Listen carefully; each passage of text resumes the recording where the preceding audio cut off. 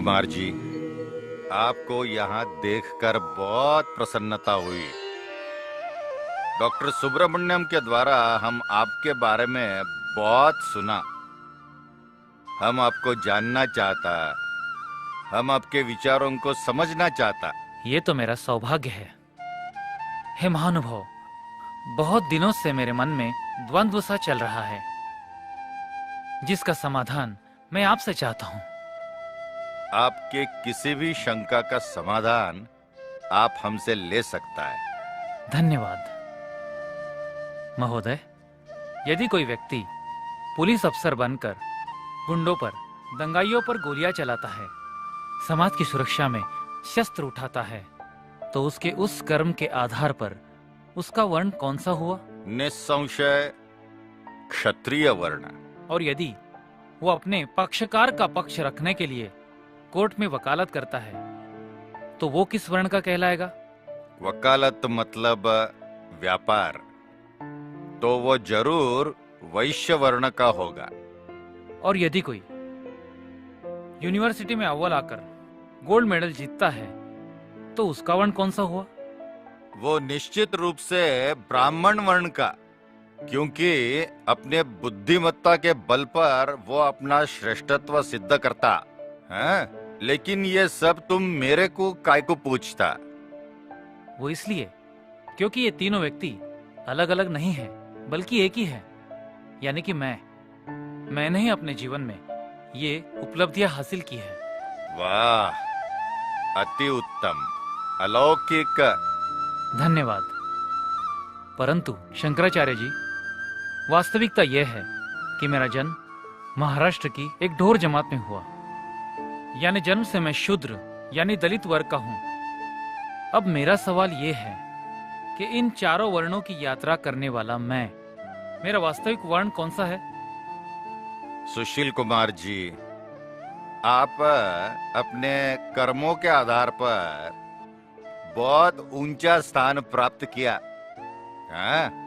तो चार वर्ण से भी आप बहुत आगे जा चुका। हमारे हिंदू धर्म में कर्म का बहुत महत्व रहता, इसलिए शास्त्र के आधार से कोई भी व्यक्ति अपने कर्म से अपने वर्ण में बदलाव ला सकता। ऐसा पुरातन काल से सुविधा है धर्म में हमारे। ये जानकर बड़ी खुशी हुई और उतना ही दुख भी हुआ। दुख? काय का दुख? क्योंकि ये सुविधा अगर डॉक्टर बाबा साहेब अम्बेडकर जैसे महान पुरुष को दी जाती, तो उन्हें हिंदू धर्म छोड़ना नहीं पड़ता। उन्हें क्या, और लाखों दलितों को जिन्होंने बुद्धिज्म अपनाया, उन्हें क्या?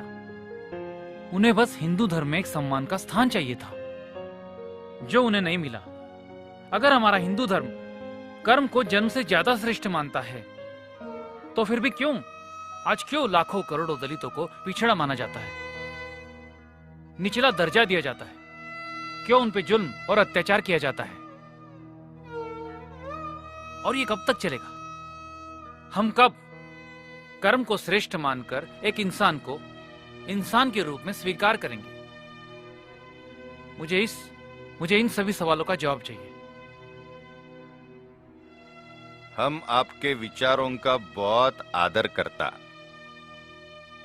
सच में ये जाति व्यवस्था के कारण हमारे हिंदू धर्म का बहुत नुकसान हुआ। आप जैसे विद्वान से मिलकर हमको बहुत खुशी हुई। हम आपको आशीर्वाद देता, आपके इस अलौकिक बुद्धिमत्ता के आधार पर आप आने वाले कल में बहुत बड़ा मंत्री के रूप में आगे जाएगा। प्रणाम। शुभम भवतु। कल्याण।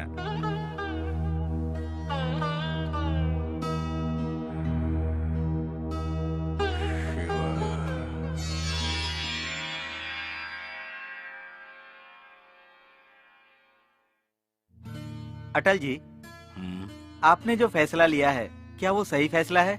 क्यों? इसमें कठिनाई क्या है? सुशील कुमार शिंदे जी कांग्रेस के नेता हैं। बिल्कुल बिल्कुल, वो कांग्रेस के नेता है। मगर उन्होंने अपने आप को इस स्तर पे प्रस्तापित किया है कि हमें केवल उन्हें कांग्रेस का नेता कहना अच्छी बात नहीं है। वे बुद्धिमान है, जानकार है, कठिन परिस्थितियों से जूझकर अपने आप को इस मकाम पर पहुंचाया है। हमें उनका आदर करना चाहिए। और रही बात विपक्ष की, तो आप ही ने कहा है कि वहां हमें देश का प्रतिनिधि भेजना है, सरकार का नहीं। सुशील कुमार जी को चुनकर मैंने बिल्कुल सही फैसला लिया है। अतः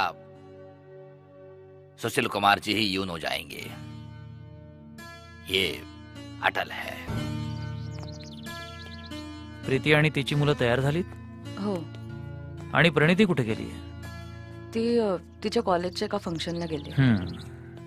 इथे बरंच मोकळं वाटतं नाही का? तर आता एक सांग, या वर्षा बंगल्यात येऊन कसं वाटतंय? खरं सांगायचं तर तुमच्याबरोबर मला कुठेही छानच वाटतं. त्या 2 खोल्यांच्या संसारातही तितकाच आनंद मिळत होता जितका आत्ता मिळतोय. पण या बंगल्याचं वलय, त्याचं महत्व वेगळंच आहे नाही. आणि म्हणून माझी प्रतिक्रिया वेगळ्या पद्धतीने देईन असा विचार करत होते. अरे वा. या काही ओळी आहेत, कुठेतरी वाचल्या होत्या, लिहून ठेवल्यात. वाटलं की या ओळी म्हणजेच तुमचं व्यक्तिमत्व. वाचू? इरशाद. तुम हवाओं से भी चिराग जला लेते हो, तुम हवाओं से भी चिराग जला लेते हो, दिल जिसे चाहे उसे अपना बना लेते हो. लोग पत्थर से आईना कुचल देते हैं, लोग पत्थर से आईना कुचल देते हैं, तुम पत्थर को आईना बना लेते हो. वाह, बहुत खूप. साहेब, तुम्हाला भेटायला बाहेर कोणीतरी फॉरेनर आलाय, पत्रकार आहे. घेऊन ये त्यांना. बरं साहेब. ही माझ्यासाठी आता एक अमूल्य गोष्ट आहे. ही सतत माझ्या सोबत राहील.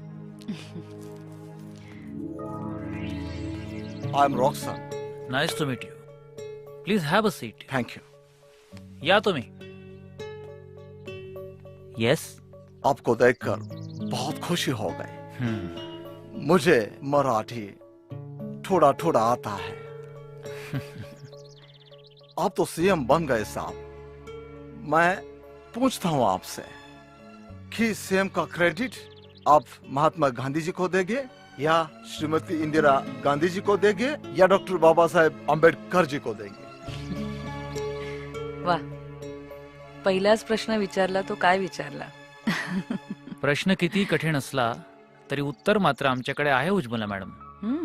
महात्मा गांधी हे राष्ट्रपिता, इंदिराजी काँग्रेसमधल्या सर्वात मोठ्या नेत्या आणि डॉक्टर बाबासाहेब आंबेडकर तर घटनेचे शिल्पकार आणि दलितांचे मसीहा.